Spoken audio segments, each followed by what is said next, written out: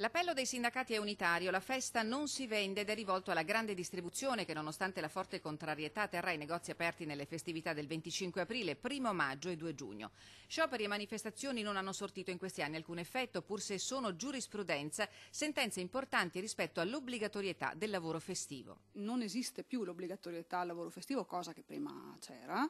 In realtà prendiamo atto che il consumatore, purtroppo per noi, invece di andare diciamo, a fare le gite fuori porta come si faceva una volta, preferisce purtroppo ritrovarsi in questi luoghi di aggregazione che sono diventati centri commerciali. Nel Veneziano il 1 maggio sarà aperto tutto il Vale Center di Marcon, mentre in Auchan e Nave de Vero saranno chiusi solo gli ipermercati.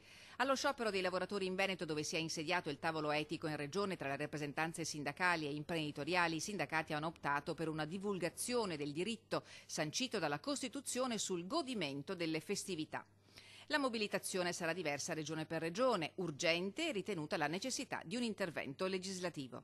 Noi l'abbiamo chiesto a gran voce all'epoca quando è stato diciamo, introdotto il decreto Monti, abbiamo fatto una richiesta forte alla Regione per poter applicare la legge regionale e all'epoca insomma, abbiamo anche perso alla Cassazione, quindi di fatto abbiamo capito che la volontà politica non è di questo avviso. 5 milioni di italiani passeranno il 1 maggio al lavoro, un occupato su 5, dice oggi il centro studi della CGA di Mestre. Tra questi tanti negozianti e commessi che saranno comunque in buona compagnia.